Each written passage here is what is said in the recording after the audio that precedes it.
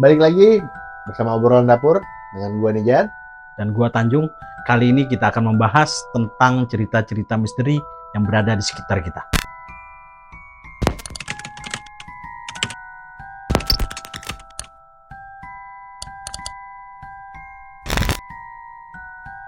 Lu tahu nggak, Jung?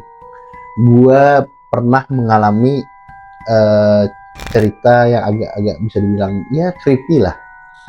Ini kan pengalaman pribadi. Mumpung hari ini kan kebetulan nih kita syuting di malam Jumat kan.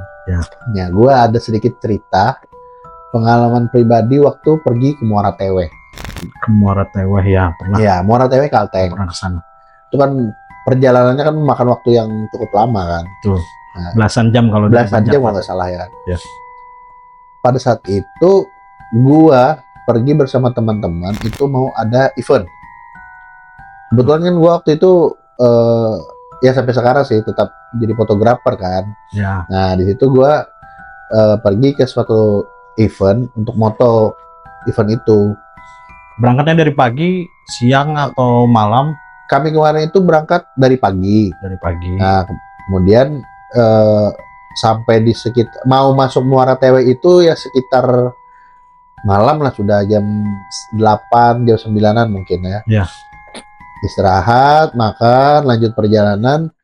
Begitu sampai di daerah yang agak-agak sedikit ada pegunungan, ada banyak tanjakan.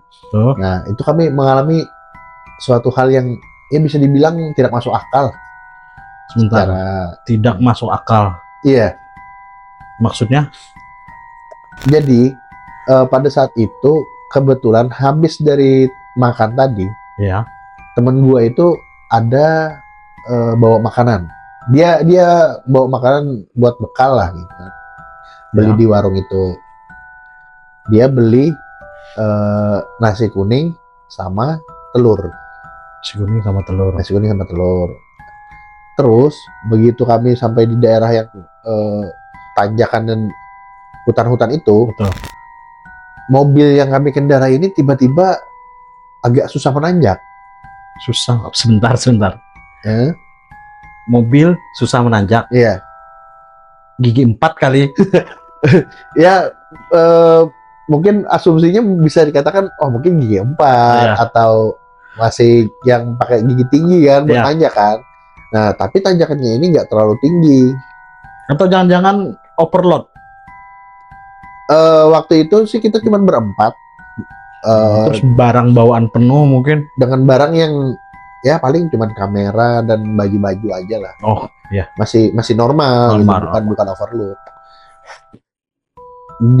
Di posisi itu mobil itu dikatakan bukan nggak bisa nanjak, tapi berat sekali buat nanjak itu. Padahal di jalan yang sebelumnya ada tanjakan yang lebih tinggi atau gimana? Atau memang tanjakan itu yang paling curam atau gimana? Enggak, emang di yang lain ada yang lebih tinggi. Ya, lebih curam, lebih tinggi. Nah, di situ tuh nggak terlalu sebenarnya. Ya. Cuman dia agak menanjak, terus gitu ada puncaknya dikit, baru turun. Ya. Nah, pada saat mau sampai ke puncak tanjakan itu, mobil ini benar-benar berat gitu loh. Kayak ada yang narik dari belakang. Iya, kayak ada yang nahan, udah pakai gigi 1, udah digas, tetap agak berat naiknya. Serius nih berarti ini? Ini serius nih, berarti ada apa? Apakah mungkin bisa jadi kan rem tangan kayak masih kan? Tapi pada saat itu emang ya semua normal, di perjalanan pun tidak ada kendala. Tapi penumpang lainnya ada nggak? Atau ada yang tidur atau yang bangun berdua? Iya, yang kebetulan yang berdua di belakang tidur, gua di depan sama supir, itu yang ngerasain. Kok ini berat? Nggak normal nih. Ada apa gitu kan? Nah, udahlah sambil ya kita baca-baca dalam hati kan apa, menanjak sampai di atas. Itu harusnya kan begitu sudah sampai di atas, turunan itu kan ya harusnya kan lebih harusnya plong, udah lancar kan. Ini begitu turun tetap berat dan kayak ada yang nahan gitu loh. Jadi posisinya agak-agak susah mau belum turun. servis kali mobilnya. Mungkin ya, Ya. mungkin bisa belum servis, cuman ya kita nggak tahu ya. Ya. Itu kan kondisi mobil Tapi rental. cuman di situ ya. Nah, permasalahannya kok cuman pada saat itu. Ya, cuman di situ dan Setelah pada habis saat makan itu. nih tadi kan. Nah, begitu kita ya udahlah sambil kita berzikir, kita beristighfar sebagai macam, itu mulai bisa jalan pelan-pelan sampai turun. Nah, keanehannya begitu kita sudah turun Ya. sampai ke tempat tujuan, kita waktu itu kan nginap dulu nih Ya. ke hotel, itu nggak ada kendala kayak gitu dong. Normal kembali. Normal kembali seperti semula. Berarti memang di area yang itu yang. Di area itu aja kan jadi pertanyaan, kok bisa dengan tanjakannya nggak terlalu tinggi, Ya. jadi susah menanjak gitu. Betul. Nah, usut dengan kondisi sudah kecapean apa semua kan, ya kita istirahat. Begitu pagi kita dapat kabar di sosial media. Ya. Gimana? Ternyata di tanjakan yang kita lewatin itu ada mayat bekas pembunuhan. Ditemukan mayat di dekat di atasnya tanjakan itu tadi. Tapi nggak kelihatan pada saat itu. Ya Atau kelihatan. di samping-samping jalan gitu mayatnya. Iya, posisinya emang di samping jalan sebelah kanan itu kan kayak Kayak hutan. Dan mayat itu dibuang di situ. Mayat itu dibuang di situ. Persis di tanjakan itu. Persis di atas tanjakan itu. Nah, Itu penyebabnya. ya kita kan langsung asumsi kan, Betul. kok begitu apa? Pas bener ini kok Ya. ada ketemu mayat di situ kan.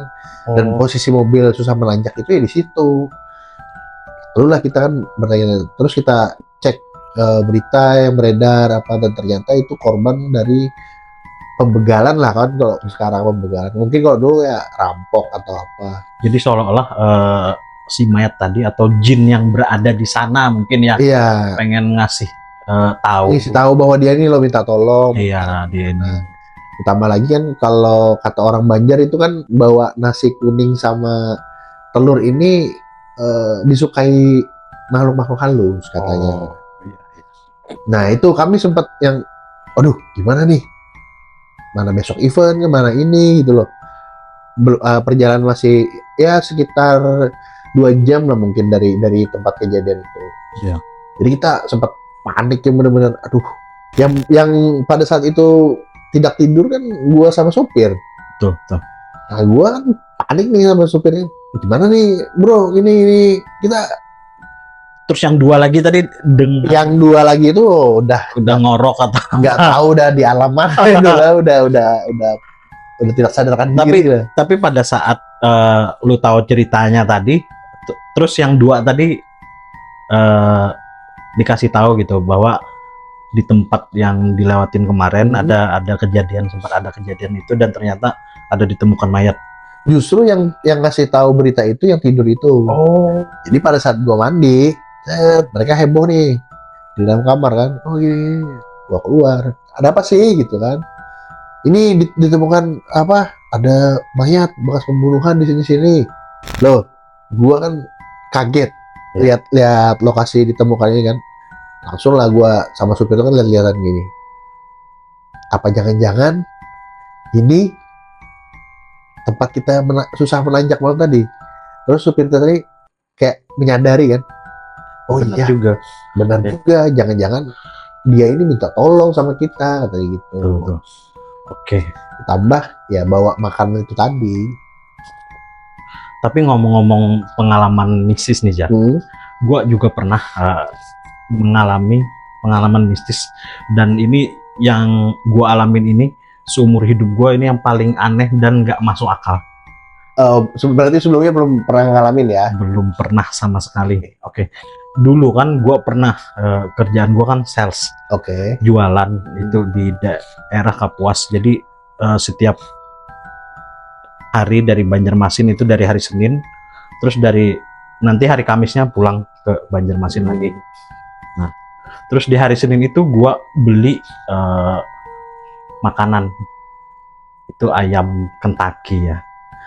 Nah, di nggak berapa jauh dari Banjarmasin itu gua mampirlah di sebuah masjid. Kebetulan di samping masjid ini ada kuburan, terus ada pohon besar. Oh, berarti mampir beli makan terus mampir ke masjid gitu, makan di masjid ya. Makannya di masjid kan. Gua makanlah di situ. Nah, terus sisa makanan tadi gua masukin lagi ke kantong kresek. Karena di sekitar situ nggak ada tong sampah. Oke. Tong sampah sembarangan, gua simpan lah di mobil itu di bawah, ya kan, dekat kaki. Nah, terus gua melanjutkan perjalanan. Kalau nggak salah itu daerah sekitar Anjir atau kesananya lagi, entah Anjir kilometer berapa. Tiba-tiba nih mobil gua nggak bisa mundur. Oh, berarti pada saat itu mampir mungkin karena nyales tadi kan? Ya, jualan kan, terus mau mundur, mau mundur tuh nggak bisa. Ya, gitu. persnelingnya itu nggak bisa masuk ke R. Oh, apa mungkin jangan belum diservis juga nih? Iya kan, penasaran lah gua kan. Kebetulan temen gua yang bawa, gua yang bawa, ternyata memang nggak bisa dia. Nah, terus ya sudahlah. Gua pikir nanti kan di Kapuas itu ada bengkel ya, bengkel resmi kan, bengkel resmi kami. Terus sesampainya di Kapuas itu di bengkel dibongkarlah persneling tadi, dan ternyata kata mekaniknya itu beberapa bulan yang lalu memang ada kejadian persneling yang ini bermasalah dan harus di recall. Nah, karena spare partnya nggak ada di Kapuas, nah, itu lu harus ke Banjarmasin lagi. Harus balik lagi nih. Ya. Oke. Nah, karena gua nanggung kan itu udah sore sampai di sana, terus gua balik ke mes dan parkirlah sembarangan kan. Terus ditegur nih sama temen-temen di mes, lu parkir sembarangan gimana? Itu mobil nggak bisa mundur, dan satu mes itu nggak percaya, ketawa mereka yang udah jadi supir puluhan tahun. Oke. Nggak percaya, mana ada mobil nggak bisa mundur ini. Udah satu-satu nyobain dan memang nggak bisa mundur. Oh, kayak mobil ini dong, kayak mobil Volvo kan ada yang seri sedan itu kan nggak bisa mundur tuh, emang nggak ada persneling mundurnya. Nah, itu. Ya mungkin entah dari sananya atau gimana desainnya kan nggak. Ya.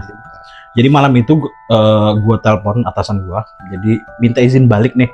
Yang seharusnya balik hari Kamis kan repot juga nih. Yeah. Kalau Selasa, Rabu, Kamisnya nanti parkir sembarangan di depan outlet ya kan. Takutnya di derek di shop ya.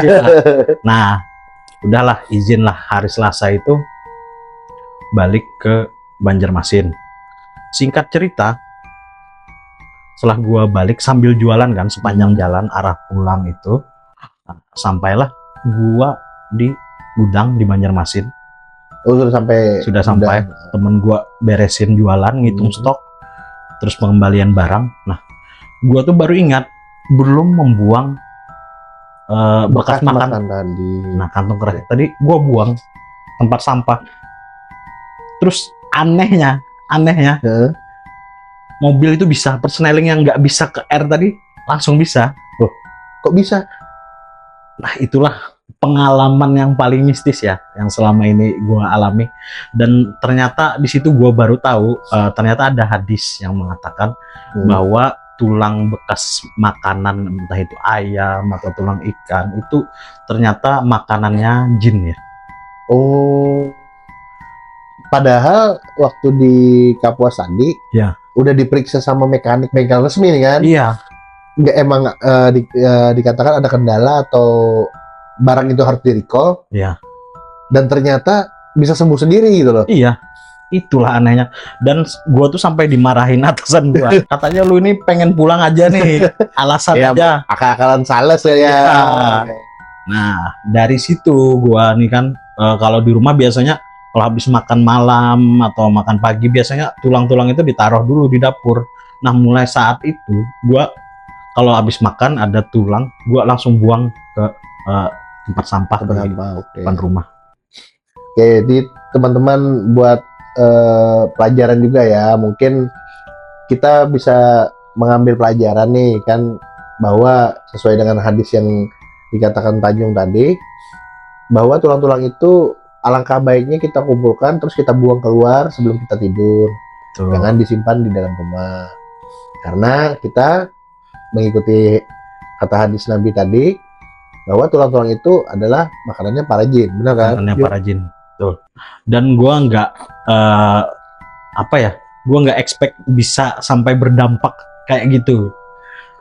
Kalau dipikir secara logika kan ya mungkin mobilnya belum servis ataupun ada permasalahan di Betul. transmisinya tadi kan. Betul. Bahkan sampai dibongkar dan dipasang.